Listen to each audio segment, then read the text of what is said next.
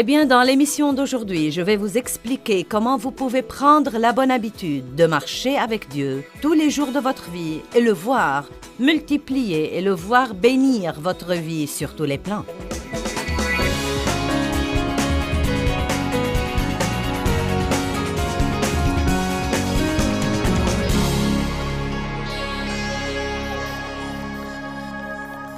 Vous savez, je crois que si nous arrêtons de faire de ce truc un tel monstre, eh bien, je suis en esclavage.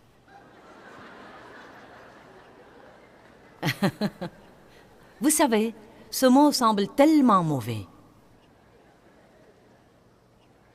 Et Dieu nous délivre de tous nos esclavages. Non mais, entrez dans mon jeu ce week-end. Et dites seulement, vous savez quoi? Ce n'est qu'une habitude. J'avais l'habitude de fumer. J'ai commencé à fumer à l'âge de 9 ans. Mais quand Dieu m'a appelé à arrêter de fumer, je ne pouvais pas m'arrêter. Donc je devais changer ma pensée et changer ma façon de parler. Et je devais être prête à souffrir un petit peu. Donc, vous savez quoi? Le premier jour était mauvais. Le second jour n'était pas bien mieux. Et puis Dave et moi, nous nous sommes disputés pendant un pique-nique. J'ai quitté le pique-nique, je suis rentrée à la maison et je me suis dit, je vais m'acheter un paquet de cigarettes et le fumer en entier. Qu'est-ce que ça avait à faire avec ma revanche sur lui? Je ne sais pas. Mais nous faisons ça parfois quand nous sommes en colère. Vous savez, c'est comme, quelle que soit la chose que nous ne devons pas faire, nous voulons la faire et la refaire. Quand vous êtes très ému, n'est-ce pas que vous voulez manger tout ce que vous voyez? Vous ne faites du mal qu'à vous-même. Je me suis acheté les cigarettes et je suis rentrée à la maison, la famille était au pique-nique et j'allais me mettre là et fumer.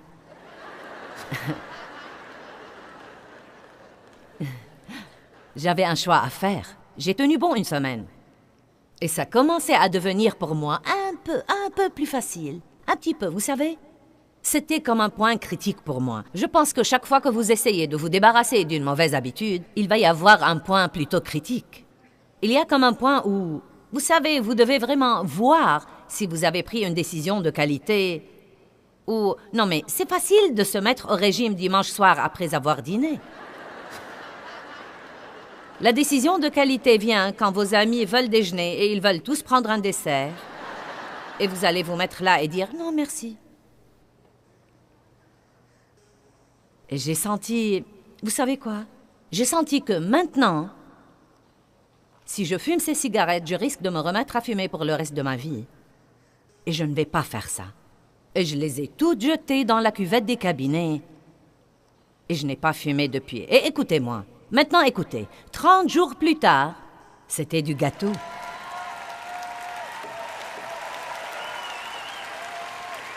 « 30 jours plus tard. Maintenant, je dirais que pour des années par après, de temps en temps, comme peut-être une fois tous les quelques mois ou une fois l'an, si quelque chose de vraiment dur m'arrivait soudainement, j'avais cette pensée étrange, je veux une cigarette. Puis je me demandais, d'où est-ce que cela m'est venu? C'est qu'en réalité, j'avais l'habitude de m'en servir comme une béquille quand j'étais frustrée. Je savais quand j'étais devenue une chrétienne sérieuse et que je sortais furtivement après l'église. Je montais dans ma voiture, je m'allongeais sur le siège.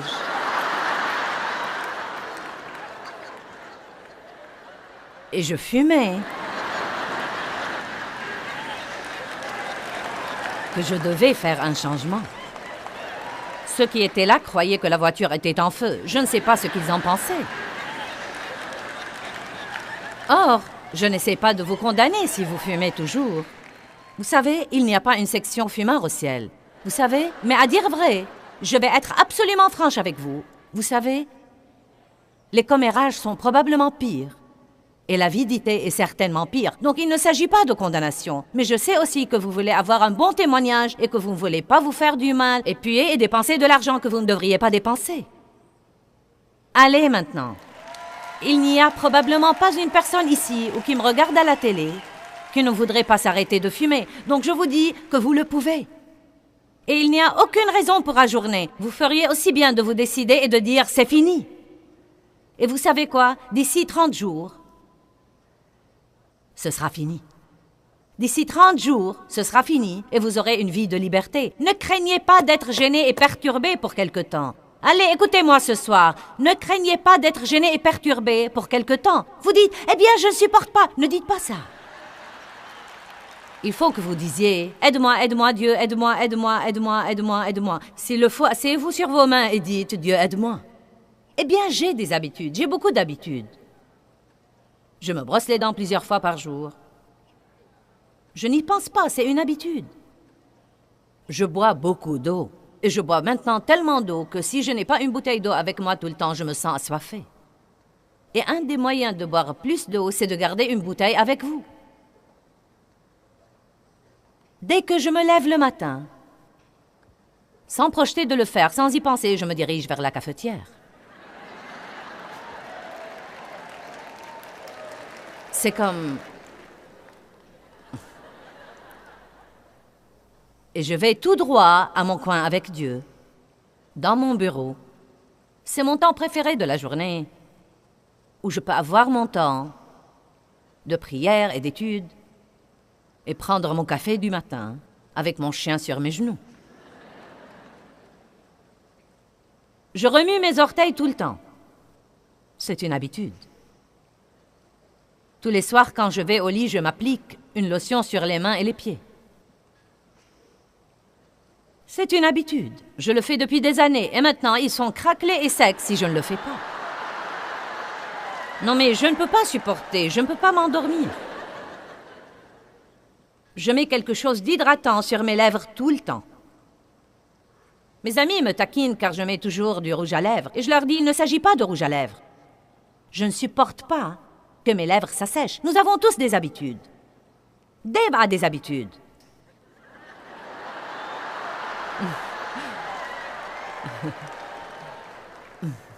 Je n'en ai noté que 3.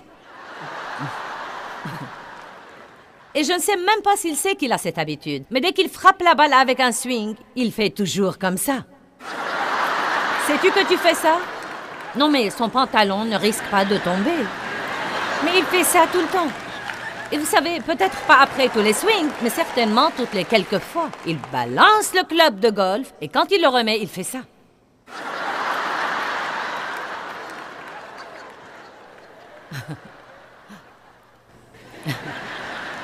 Voilà une autre habitude qu'il a. Quand il conduit la voiture et que quelqu'un sur l'autoroute fait quelque chose qui ne lui plaît pas, il doit dire toujours quelque chose. Il ne peut rien laisser passer. Il ne peut pas. Il doit toujours dire quelque chose. Maintenant, nous avons ajouté une nouvelle habitude. Je crois qu'il est jaloux de me voir mettre une lotion sur mes mains et sur mes pieds tous les soirs. Donc maintenant, il veut une lotion sur sa table de nuit et il met une lotion. Mais, il a ajouté une version. Il se met là-bas et je sens le lit trembler et je le regarde et il fait ça. Et je lui dis... Oh non, il me dit qu'il fait comme ça. Et je lui dis, qu'est-ce que tu fais, Dave? Et il me dit, j'essaie de me sécher les mains. Maintenant, écoutez, ce type a travaillé dans l'ingénierie et donc nous concevons tout chez nous. Je lui dis, pourquoi tu fais ça? Tu la mets pour hydrater tes mains. Il me dit, je ne veux pas que ça salisse les draps. Allez comprendre. Vous savez? Oh oui, nous concevons tout. Il conçoit un plan pour ma sortie du bain. Non mais c'est étonnant. Même mon chien a des habitudes. La chose la plus mignonne chez notre chien, c'est d'observer ses habitudes. Nous avons tous des habitudes. Elles ne sont pas toutes des habitudes destructrices. Certaines d'entre elles sont des habitudes bêtes et dingues, mais elles font partie de notre personnalité. Donc nous ne devons pas nous en formaliser. Mais vous savez, si vous vous rongez les ongles jusqu'au sang tous les jours, et que vous ne voulez pas faire ça, vous pouvez vous débarrasser de cette habitude, mais vous n'allez pas le faire tout seul. Priez Dieu, je ne peux pas faire ça tout seul et j'ai besoin que tu m'aides. Amen. Allez, que quelqu'un donne gloire à Dieu. Dites, je peux me débarrasser des mauvaises habitudes et je peux prendre de bonnes habitudes. Je ne peux pas le faire tout seul, mais avec Dieu, je peux le faire. Amen. Qui peut penser à une mauvaise habitude dont il aimerait se débarrasser quand il rentre chez lui? Bon, vous pouvez avoir la victoire. Chacun d'entre vous peut sûrement avoir la victoire. Et quand vous vous débarrassez de cette première habitude, vous travaillerez sur une autre, et une autre, et une autre, et une autre. J'ai horreur de vous le dire, mais ça ne finit jamais. Il n'y a pas de mal à ça. C'est plutôt passionnant. J'aime ça. J'aime travailler avec Dieu et surmonter des choses et ne pas permettre à l'ennemi de me mener. Maintenant, apprenons à faire passer Dieu habituellement avant tout, à tous les égards. Genèse 17:1, lorsque Abraham fut âgé de 99 ans, donc vous voyez que Dieu ne renonce jamais à vous.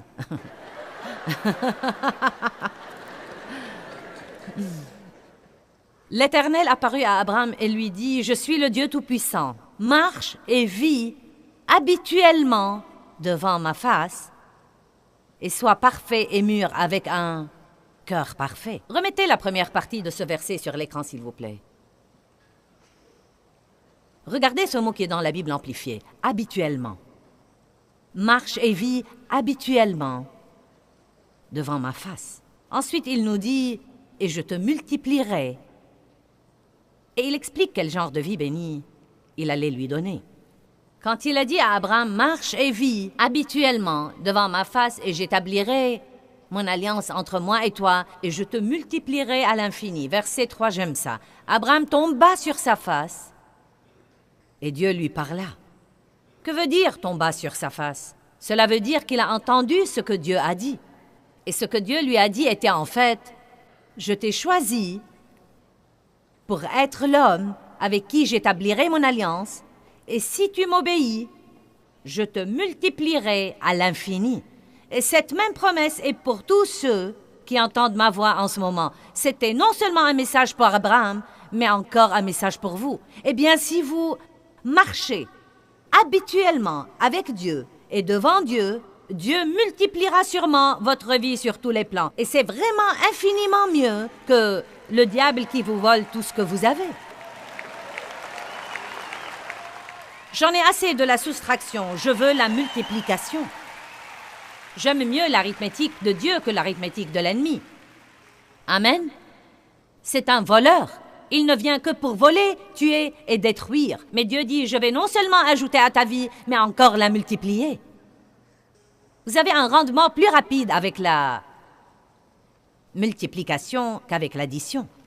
Mais Abraham a lu entre les lignes, car vraiment ce que Dieu disait à Abraham était « Je veux être le premier à tous les égards dans ta vie. Je veux être le premier dans ta pensée. » Combien de temps est-ce que vous passez à penser à Dieu? Combien de temps est-ce que vous passez à penser à ce qu'il a fait pour vous? À penser à la beauté de Dieu, à penser à toutes les choses incroyablement grandioses qu'il a faites. Vous arrive-t-il de ralentir pour faire une pause de 5 minutes et penser vraiment à ce dont nous parlons? Combien de temps est-ce que vous passez à parler de Dieu? Parlons de Dieu et non pas de nos problèmes.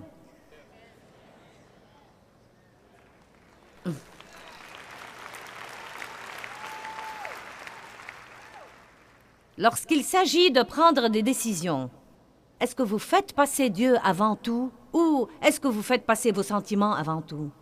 Est-ce que vous faites passer ce que vous pensez avant tout, ce que vous voulez avant tout, ou vous faites passer ce que Dieu dit avant tout? Vous faites passer vos amis avant tout et votre réputation avant tout? Vous savez, parfois, si vous prenez la décision que Dieu vous mène à prendre, les gens vont penser que vous êtes fou.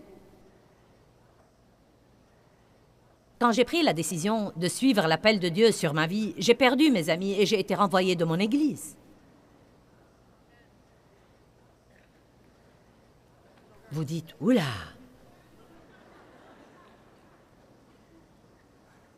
Pourquoi? Parce que le diable méprise vos progrès. Et il sait que notre réputation compte beaucoup pour nous. Et faire partie du groupe compte beaucoup pour nous. Et invariablement, quand Dieu essaie de vous amener à faire quelque chose qui vous aide à faire des progrès, il amènera quelqu'un, l'ennemi amènera quelqu'un que vous aimez pour vous juger et vous critiquer.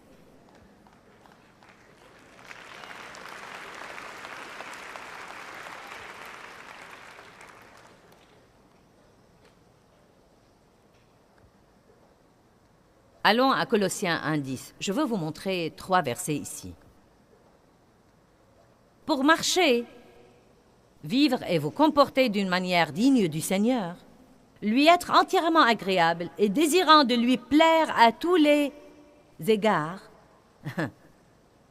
portant du fruit en toute bonne œuvre et croissant et grandissant progressivement dans la connaissance de Dieu, avec une perspicacité et une connaissance plus complète et plus profonde. Maintenant, voyez, nous savons fort bien que si nous prenons la décision d'essayer de plaire à Dieu à tous les égards, ça va gêner notre vie. Combien d'entre vous le savent? C'est pourquoi les croyants gardent le silence quand on commence à citer ce genre de versets. Entièrement agréable à Dieu à tous les égards. Commencez à dire à Dieu dans votre prière du matin, « Dieu, je veux te plaire à tous les égards. Montre-moi, Dieu, chaque fois que je fais ce qui ne te plaît pas. Montre-moi, Dieu, quand je dis des choses qui ne te plaisent pas et quand je prends des décisions qui ne te plaisent pas. » Et Dieu commencera à s'occuper de vous et à vous montrer des choses. Vous serez au milieu d'une conversation et vous saurez tout d'un coup que vous ne devriez pas dire ce que vous dites. Vous serez sur le point d'acheter quelque chose dont vous n'avez pas besoin. Vous sortez cette carte de crédit plastique une fois de plus. Et Dieu vous a déjà dit de vous acquitter de vos dettes. Et Dieu vous dira, non, tu ne dois pas acheter ça.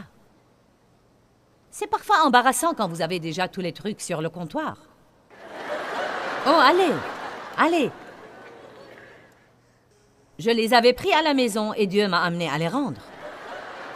Allez, vous n'allez pas vous ennuyer en servant Dieu si vous devenez un vrai chrétien. Ne me dites pas que c'est ennuyeux d'être un chrétien. Ce n'est pas ennuyeux, parce que Dieu s'occupe de nous toujours à propos de quelque chose. Je pense que c'est le voyage le plus passionnant de la vie que de dire vraiment, Dieu, je veux te servir toujours, je veux te plaire complètement.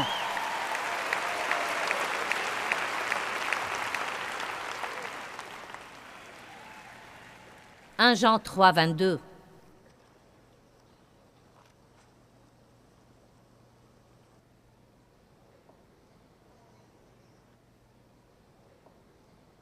Et quoi que nous demandions, nous le recevons de lui. Parce que nous gardons ses ordres avec vigilance, nous observons ses suggestions et ses commandements, nous suivons son plan pour nous et nous pratiquons habituellement les choses qui lui sont agréables. Voulez-vous ajouter de la puissance à votre vie de prière? Alors, vous pouvez augmenter la puissance dans votre vie de prière en commençant la semaine prochaine immédiatement par prendre plus de décisions qui plaisent à Dieu. Chaque fois que nous disons oui à la chair et non à Dieu, nous nous faisons du mal. Nous nous dépouillons de quelque chose. 1 Thessaloniciens 2,4. Il dit, « Mais comme nous avons été approuvés de Dieu pour que l'Évangile nous fût confié, nous parlons ainsi. » Comprenez ceci, nous parlons ainsi, non comme pour plaire aux hommes, mais pour plaire à Dieu, qui sonde nos cœurs en nous attendant à ce qu'il soit approuvé. Nous devons en arriver au point où nous plaisons à Dieu et non pas aux gens. Combien de fois quelqu'un nous demande de faire quelque chose et nous savons au fond de nous-mêmes que Dieu dit non, et pourtant nous le regardons et nous disons oui de notre bouche. Il nous regarde en souriant, mais au-dedans de nous, nous avons comme ce dans notre esprit. Pourquoi nous faisons ça? Car nous voulons plaire aux gens. Nous ne voulons pas que les gens nous jugent, nous ne voulons pas qu'ils nous critiquent, nous ne voulons pas avoir à nous expliquer. Je pense que nous devons avoir un peu plus de respect l'un pour l'autre, et je ne pense pas que nous devons contraindre les gens à faire les choses. Nous devons leur donner la liberté de faire des choix et de ne pas les forcer à faire ce que nous voulons. Nous devons en fait dire aux autres « Je vous suis très reconnaissant de m'avoir demandé, mais je ne sens pas que c'est ce que je devrais faire en ce moment. » Je vais vous dire une chose, je me suis presque tuée dans le ministère. Franchement, je me suis presque tuée en disant oui à tout ce que tout le monde voulait que je fasse pour eux, avant de me rendre compte que je faisais plaisir à tout le monde, mais que j'allais presque mourir. Et Dieu n'était pas content pour avoir fait passer les autres avant lui. Amen. Vous ne recevez pas une récompense pour ce que les gens vous disent de faire. Vous ne recevez pas une récompense pour avoir obéi aux gens. Maintenant, je ne dis pas de ne pas obéir à l'autorité à laquelle vous devez obéir, mais vous savez exactement de quoi je parle. Si Dieu dit non, nous devons aussi dire non, et s'il dit oui, nous devons dire oui.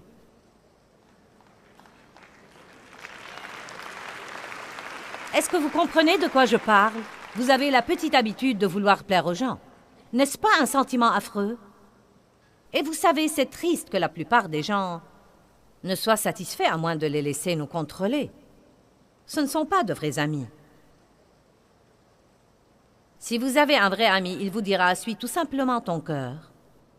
Fais ce que tu sens que Dieu veut que tu fasses. » J'ai juste voulu t'inviter. C'est le genre de gens que je voudrais fréquenter. Donc, Abraham savait, quand Dieu lui a dit « Fais-moi passer habituellement avant tout, et je te multiplierai. Maintenant, allez. » Voyez, vous ne pouvez pas prendre toutes les promesses et ignorer les si et les mais de la Bible. Si tu obéis avec diligence à mes ordres, toutes ces bénédictions viendront sur toi et t'atteindront. Je ne dis pas que vous devez être parfait, mais je vous dis que vous devez avoir un cœur décidé à obéir à Dieu. C'est merveilleux d'enseigner l'amour de Dieu et la miséricorde de Dieu et la grâce de Dieu. Mais vous savez quoi? Nous devons également enseigner l'obéissance. Et nous devons enseigner la crainte révérentielle. Nous devons comprendre que Dieu est Dieu et qu'il est très sérieux.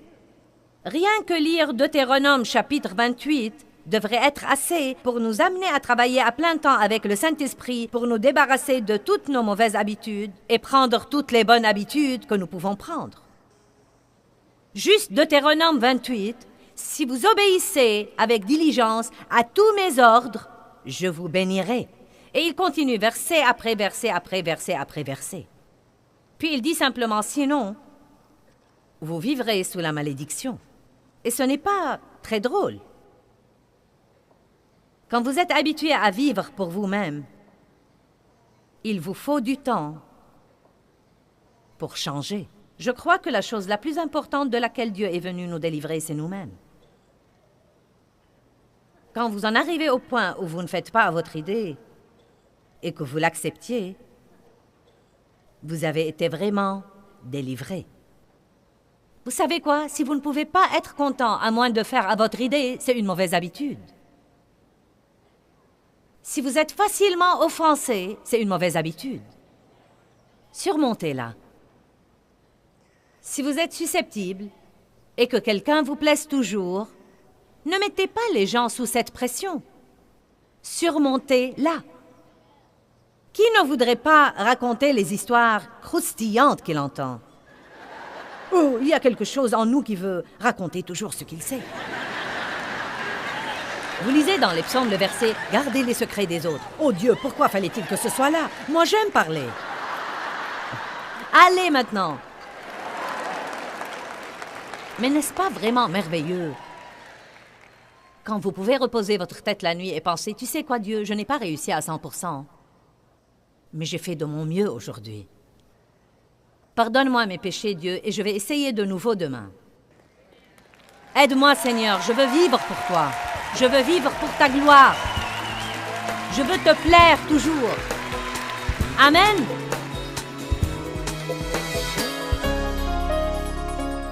Eh bien, se débarrasser des mauvaises habitudes et prendre de bonnes habitudes peuvent tous les deux nous gêner pendant quelque temps.